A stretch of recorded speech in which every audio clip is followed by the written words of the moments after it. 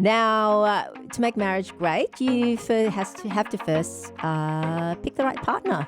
Pick a partner before you marry. And going on with this today's theme of them progressive, and the trend at the moment is pushing women to be strong and independent and not do the traditional female roles. And so a part of society now is basically venerating or say revering the wild, strong, independent woman. And it's almost like they project it as being something women need to aspire to become. Wild, strong, and independent. Independent and what, being by yourself? Not sure where that's going, but anyway, now it comes to a point. So these type of women the type of women that society now wants to push, are they actually a good choice to marry? So, and I guess society now pushing strong, independent women, and particularly feminists now saying you don't have to marry. I mean, attach yourself to a man and just be strong and independent on your own.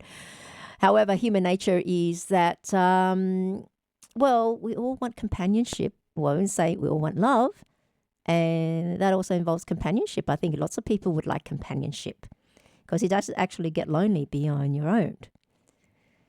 And so these women would have to think about, well, what do they really want? Just being a life there, being a leader, being all that on your own, or be with someone. But if you've already got that mentality and that personality, is marriage itself a good idea for you? And on the other side of things, for men, should you be picking these women for marriage or long-term partnership? Because a wild, strong, independent woman at first thought might seem very desirable, as they would be, interesting and fun to be around. And I guess that's what a lot of men think when they say, I want a woman to be able to stand on her own 2 feet. However, for many practical reasons, they do make a poor choice for marriage. And I'm going to go into that. Because we're conditioned by society and media that this strong, independent woman is desirable. And the fact that those are the most praised and admired is that they're considered the top and premium class of women.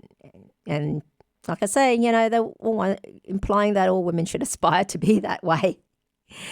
But you have to consider the unique challenges and also strengths that come with this type of personality in a partnership setting, in a partnership circumstance. Because, all right, first of all, let's us define by what's meant by a strong, independent woman.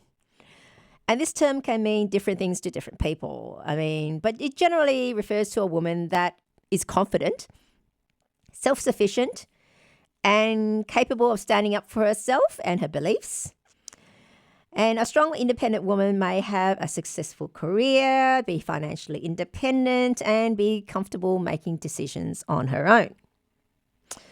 Now, one potential benefit of marrying a strong, independent woman is that she is likely to be a partner who is able to support and encourage you in your own goals and ambitions. And she may also bring a unique perspective and a range of valuable skills to the partnership. However, it's important to recognize that a strong, independent woman may also have certain characteristics that can present challenges in a marriage. For example, she may be used to making decisions on her own, so may need to work on compromising and also considering her partner's input. Okay?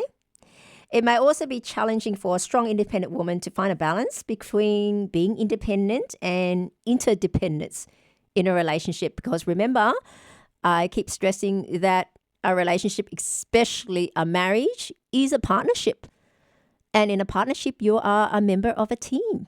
You are a team member. So what do team members do? They have to work together. They have to think about the other person as well, their input, and maybe even prioritize someone else. So can she do that?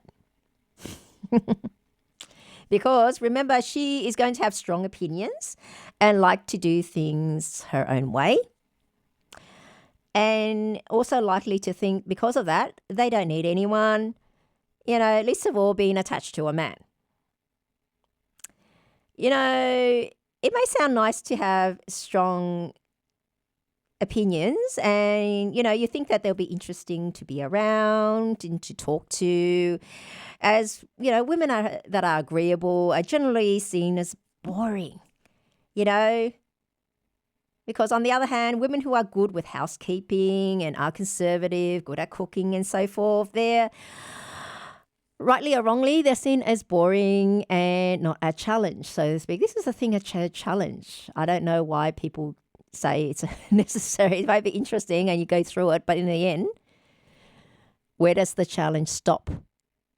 If you keep doing that challenge all the time, and then in the end, you are going to be very tired.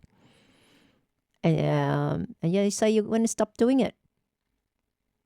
And then you want a quiet life at home. And who's best to provide that? The conservative woman who's good at cooking and housekeeping and wants a quiet life as well. Because now the wild independent woman